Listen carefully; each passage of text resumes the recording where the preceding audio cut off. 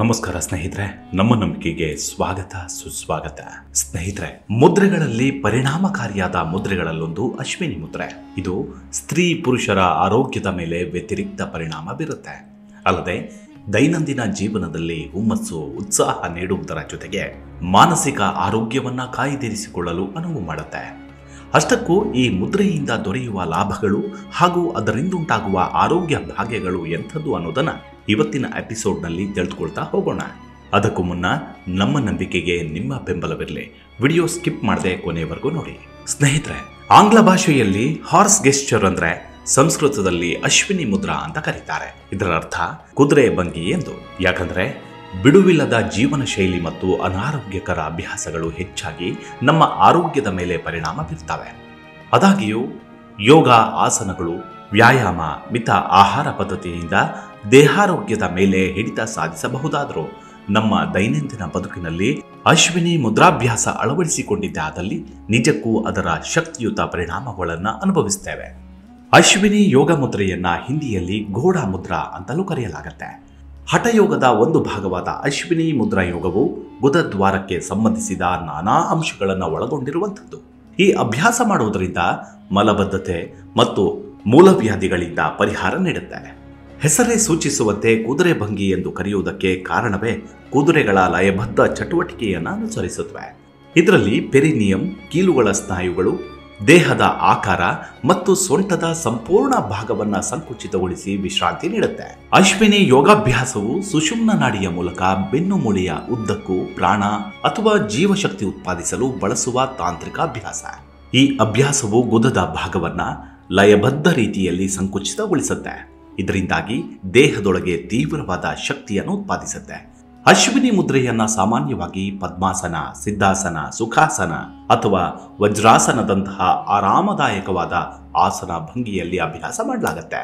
ಆದರೂ ಇದನ್ನ ಸಲಂಬ, ಸರ್ವಾಂಗಾಸನದಂತಹ ವಿಲೋಮವಾಗಿ ಅಭ್ಯಾಸ ಮಾಡಬಹುದು. ಕುಳಿತಿರುವ ಆಸನದಿಂದ ಅಶ್ವಿನಿ ಯೋಗಾಭ್ಯಾಸವನ್ನ ಮಾಡಲು ಮೊದಲು ಕಣ್ಣುಗಳನ್ನು ಮುಚ್ಚಬೇಕು.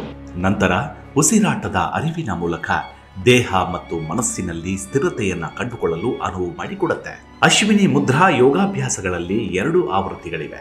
ಮೊದಲಿಗೆ ಪದ್ಮಾಸನದಲ್ಲಿ ನೇರವಾಗಿ ಕುಳಿತುಕೊಂಡು ಸಂಪೂರ್ಣ ದೇಹವನ್ನ ನಿಶ್ಚಲಗೊಳಿಸಬೇಕು. ಕಣ್ಣುಗಳನ್ನು ಮುಚ್ಚಿ ನಿಧಾನವಾಗಿ ಉಸಿರಾಡಲು ಪ್ರಾರಂಭಿಸಿದ ನಂತರ ಕೆಲವು ನಿಮಿಷಗಳ ಕಾಲ ಆರಾಮದಾಯಕವಾಗಿ ನಿಧಾನವಾಗಿ ಉಸಿರಾಡಬೇಕು. ನಮ್ಮ ಏಕಾಗ್ರತೆಯನ್ನ ಮೂಲಾಧಾರ ಚಕ್ರಕ್ಕೆ ಅಂದ್ರೆ ಗುದದ್ವಾರಕ್ಕೆ ಕೇಂದ್ರೀಕರಿಸಬೇಕು. ಅಲ್ಲಿ ಕೆಲವೊಂದು ಸ್ಪಂದನೆಗಳನ್ನು ಅನುಭವಿಸಬೇಕು. ಇನ್ನು ಆವೃತ್ತಿ 2, ನೆಲಕ್ಕೆ ಚಾಪೆ ಅಥವಾ ಯಾವುದಾದರೂ ಶುಭ್ರ ನೆಲಹಾಸನ್ನು ಹಾಕಿ ಕುಳಿತುಕೊಂಡಲ್ಲಿ ಅದು ಮೂಲಾಧಾರ ಚಕ್ರದ ಮೇಲೆ ಒತ್ತಡವನ್ನು ಹೆಚ್ಚಿಸುತ್ತೆ. ಈ ಅಶ್ವಿನಿ ಮುದ್ರಾ ಯೋಗವನ್ನ ಮಾಡುವ ವಿಧಾನ ಹೇಗಂದ್ರೆ, ಪದ್ಮಾಸನ, ವಜ್ರಾಸನದಂತಹ ಧ್ಯಾನ ಮಾಡುವ ಆಸನದಲ್ಲಿ ಕುಳಿತುಕೊಳ್ಬೇಕು. ನಂತರ ಗುದದ್ವಾರವನ್ನ ಮೇಲಕ್ಕೆ ಸೆಳೆದುಕೊಳ್ಬೇಕು ಅಥವಾ ಯಥಾಸ್ಥಿತಿಗೆ ಸಡಿಲಗೊಳಿಸಬೇಕು. ಹೀಗೆ ಗುದದ್ವಾರವನ್ನ ಮೇಲಕ್ಕೆ ಸೆಳೆಯುವುದು, ಕೆಳಕ್ಕೆ ಸಡಿಲಗೊಳಿಸುವುದು ಅಶ್ವಿನಿ ಮುದ್ರೆ ಎನಿಸುತ್ತೆ. ಇದನ್ನ ಖಾಲಿ ಹೊಟ್ಟೆಯಲ್ಲಿ ಮಾಡಬೇಕು. ಈ ಅಶ್ವಿನಿ ಯೋಗಾಭ್ಯಾಸದಲ್ಲಿ ಶ್ವಾಸವನ್ನ ರೇಚಕ ಮಾಡಿದ ನಂತರ ಮಾಡಬೇಕು. ಹೀಗೆ 20 ರಿಂದ 25 ಬಾರಿ ಮಾಡಬೇಕು. ಪ್ರತಿನಿತ್ಯವೂ ಹೀಗೆ ಮಾಡಿದ್ದಲ್ಲಿ ಅದರಿಂದ ಆಗುವ ಪರಿಣಾಮ ನಿಜಕ್ಕೂ ಅದ್ಭುತವಾದದ್ದು. ಅಶ್ವಿನಿ ಮುದ್ರೆಯು ನಮ್ಮ ಪ್ರಾಣಶಕ್ತಿಯನ್ನ ದುಪ್ಪಟ್ಟು ಜಾಸ್ತಿ ಮಾಡುತ್ತೆ. ಬ್ರಹ್ಮಚರ್ಯ ಪಾಲನೆಗೆ ತುಂಬಾ ಸಹಕಾರಿಯಾಗಿರುವಂಥದ್ದು. ಪ್ರತಿನಿತ್ಯ ಅಭ್ಯಾಸ ಮಾಡುವುದರಿಂದ ಗ್ಯಾಸ್ಟ್ರಿಕ್, ಮಲಬದ್ಧತೆ, ಮೂಲವ್ಯಾಧಿ ಹಾಗೂ ಮೂತ್ರ ಸಂಬಂಧಿ ರೋಗಗಳನ್ನು ನಿವಾರಿಸುತ್ತೆ. ಮೂಲದ್ವಾರವನ್ನ ಆರೋಗ್ಯವಾಗಿಟ್ಟಿರುತ್ತೆ. ಗರ್ಭಿಣಿ ಮಹಿಳೆಯರಿಗೆ ಈ ಮುದ್ರೆಯ ಅಭ್ಯಾಸದಿಂದ ಸುಖ ಪ್ರಸವವಾಗುತ್ತೆ. ವ್ಯಕ್ತಿಯ ಮುಪ್ಪನ್ನ ದೂರವಾಗಿಟ್ಟು ಯೌವನದ ಉತ್ಸಾಹವನ್ನು ನೀಡುತ್ತೆ. ಗರ್ಭಾವಸ್ಥೆಯಲ್ಲಿ ಮತ್ತು ಮುಟ್ಟಿನ ಸಮಯದಲ್ಲಿ ಮಹಿಳೆಯರು ಅಶ್ವಿನಿ ಯೋಗ ಮುದ್ರೆಯನ್ನ ಮಾಡಬಾರದು. ಅಶ್ವಿನಿ ಮುದ್ರಾಭ್ಯಾಸವು ಮಕ್ಕಳ ಯೋಗವೂ ಹೌದು. ಹಾಸಿಗೆಯಲ್ಲಿ ಮೂತ್ರ ವಿಸರ್ಜನೆ ಮಾಡಿಕೊಳ್ಳುವುದನ್ನು ತಡೆಗಟ್ಟುತ್ತೆ. ಗರ್ಭಾಶಯಕ್ಕೆ ಸಂಬಂಧಿಸಿದ ಗಂಭೀರ ಸಮಸ್ಯೆಗಳಿಂದ ಬಳಲುತ್ತಿರುವವರು ಅಶ್ವಿನಿ ಮುದ್ರಾ ಯೋಗದಿಂದ ದೂರವಿರಬೇಕು. ಥೈರಾಯ್ಡ್, ಸ್ಲಿಪ್ಡ್ ಡಿಸ್ಕ್, ಹಿಗ್ಗಿದ ಯಕೃತ್ತು ಅಥವಾ ಗುಲ್ಮಾದಂತಹ ಆರೋಗ್ಯ ಸಮಸ್ಯೆ ಇರುವವರು ಅಶ್ವಿನಿ ಮುದ್ರಾ ಆಸನವನ್ನ ಮಾಡಬಾರದು. ಅಶ್ವಿನಿ ಮುದ್ರೆಯನ್ನ ಯಾವಾಗಲೂ ಸೀಮಿತ ಪ್ರಮಾಣದಲ್ಲಿ ಮಾಡುವುದು ಒಳ್ಳೆಯದು. ಯಾಕಂದ್ರೆ ದೀರ್ಘಕಾಲದವರೆಗೂ ಮುದ್ರೆಯನ್ನ ಮಾಡೋದ್ರಿಂದ ಆರೋಗ್ಯ ಸಮಸ್ಯೆಗಳು ಉಂಟಾಗುತ್ತವೆ. ಅಶ್ವಿನಿ ಮುದ್ರೆಯನ್ನ ಮಾಡೋದ್ರಿಂದ ಉಸಿರನ್ನ ದೇಹದ ಅಂಗಗಳಿಗೆ ಪಂಪ್ ಮಾಡುತ್ತೆ.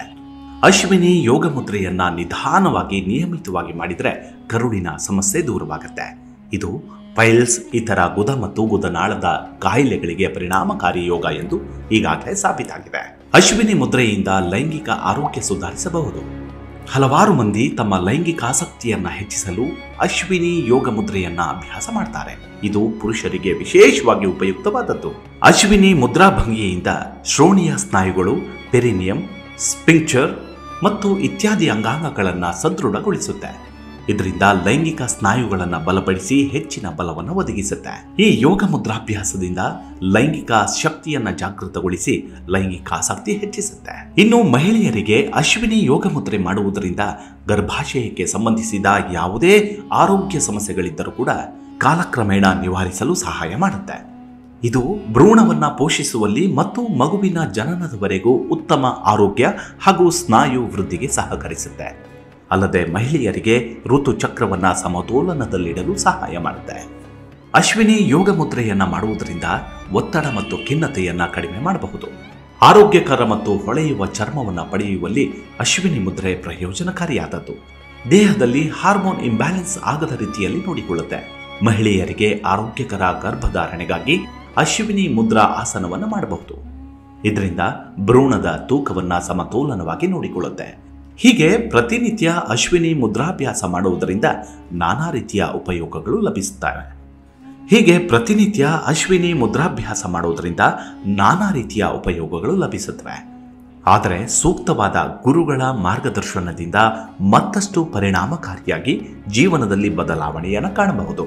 ಇದಿಷ್ಟು ಅಶ್ವಿನಿ ಮುದ್ರೆಯ ಕುರಿತಾದ ಸಣ್ಣದಾದ ಮಾಹಿತಿ.